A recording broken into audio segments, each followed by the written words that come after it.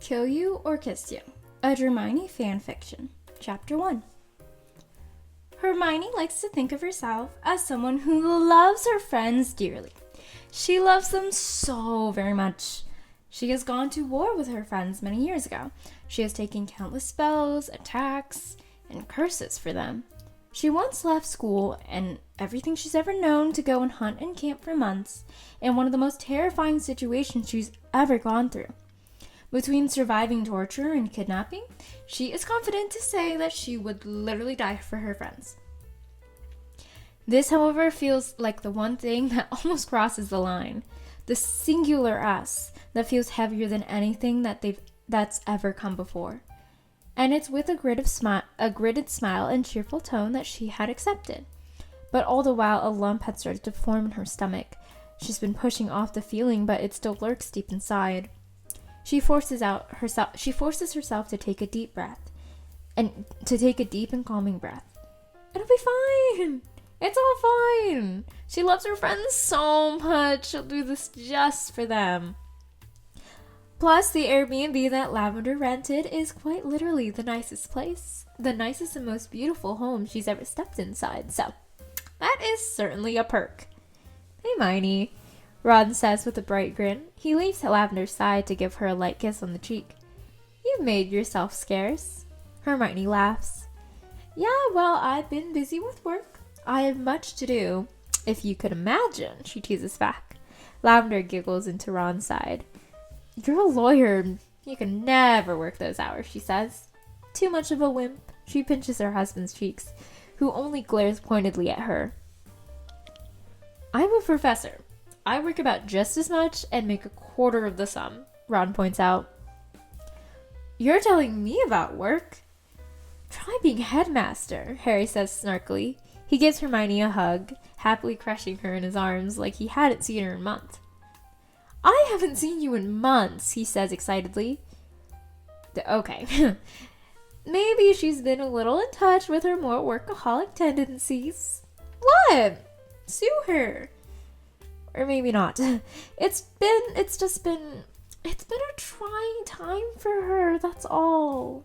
Well, it was. And Hermione had enough of the moping and picked herself up and pushed her into the one thing she knew she could lose herself in. Work. And suddenly, 3 years later and 3 promotions flew by, and she's suddenly 25 and far more successful than she had ever imagined to be as a child. Oh, I'm so glad you could make it. We were so worried you'd be stacked with cases, Ginny says, but the look in her eyes tell Hermione that she knows exactly what she was freaking out about and why. We didn't want to push you to cram and work to the point of never leaving the office again. Hermione shrugs. The good part of me being me is that I only take the cases I want to take. I've got more flexibility now, she says. Ginny still gives her a silent look to talk later, and Hermione fully plans on jumping on that idea. You've certainly earned it. I can't imagine how much work it must have been starting out, Lavender says. It was a challenge, I say. Hermione smiles. Harry laughs. You have never changed once. Placing her bags in her room, Hermione lets out a huff of air. She stares at her bags and swears they're staring back. It'll all be fine, she tells herself. It's hardly a week, and you have all of your favorite people on the planet to be here with you and act as a buffer. The worry still worms its way through her veins, feeling the tickle running up her arm like someone sucking the blood inside dry. She scrambles to organize her stuff around the room. Her clothes are neatly folded into the drawers, and facial serums are arranged to the sink. Perhaps if it was cluttered just enough, she could try and trick her brain into calmness with the slight space that she can call home for the next 5 days.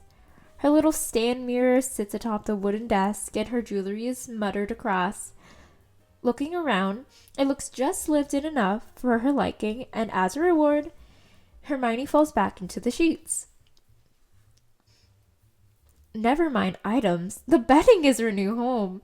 It feels like as if she's just fallen into clouds, like brushing against her skin, brushing her skin against silken tofu as it slides across the sheets. Perfectly cool to the touch and gentle. Mentally, she makes a note of the brand because it is well worth the splurge. Her heartbeat trickles back to a normal pace, just finally allowing the peace and calm to slip in. Besides the one issue, this is her first real vacation in years, and one that she gets to spend with her absolute best friends. Her heart could not be more full of love. When she steps out, she's greeted by Lavender's excited, bubbly rambles and a very spiked but refreshing lemonade. It's bright pink and just sweet enough to offset the sharp alcohol taste. My favorite part of a trip, the perpetual tipsiness, Ginny says, coming up and clinking her less than half glass with Hermione's. Feels like school again, Hermione laughs. Oh God. Like when Angelina got so drunk and ended up in Hannah's bed? Lavender giggles. I'm impressed that she even got in there. I don't even think she knows how it happened to even now, Ginny laughs. Certainly not. It's the mysterious ways of the most lightweight girl I've ever met and the most sugary cocktail I've ever thrown up, Hermione adds. What even was that? A Long Island, Ginny says with a sparkle in her eyes. And no, I've not forgotten how to make it. The three women look at each other with wildness in their eyes, just waiting to wreak havoc on the world like they did when they were young and stupid and significantly better at holding their alcohol without a throbbing headache the following day. But then again, that was what days off were for. That's what days off were for. To regret every shot taken the night before until the moment they got to do it all over again, but this time 10 times worse. The men would only watch in awe and horror as they tucked their respective wives into bed before the women could find brooms. You're plotting again.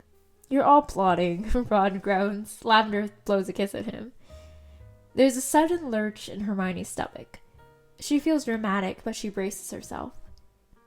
What did you expect? And there it is. The voice that she's been dreading to hear from since the moment she arrived.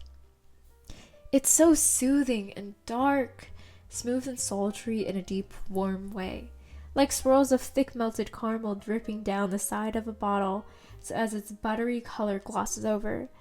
It's almost melodic and charming, and she can attest that it once was. But now she tastes sour acid in her mouth as her blood just runs cold. Her heart drops to the floor.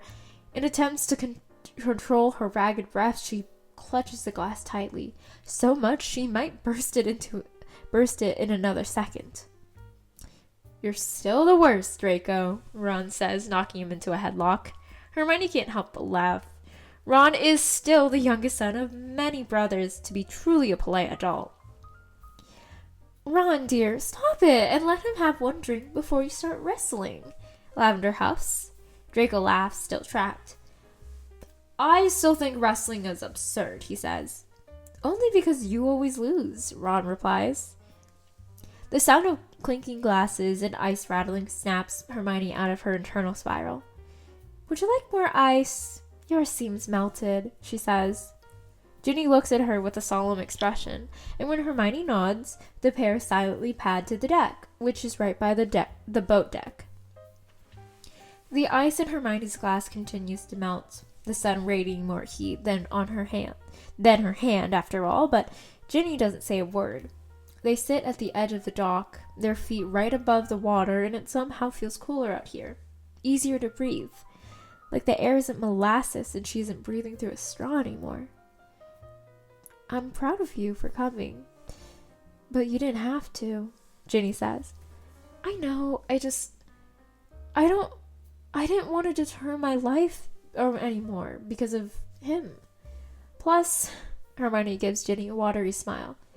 I love my friends, and they love him too. I can handle that. Ginny sighs. You're always a hero, selfless and polite.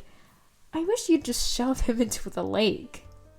You're so violent, Hermione laughs. That's absolutely insane. Ginny flashes her cheeky grin. It's the brothers. They either love you or they will kill you, so you have to kill them first, just in case. Hermione laughs and shoves her friend's shoulder, splashing the liquid out of both of their glasses. You're demented. You are too. She and Ginny are well enough tipsy when they stumble back to the house because there's no way she's dealing with him with a sober mind. Not right now, at least. Not when it's the first time she's seen him in years.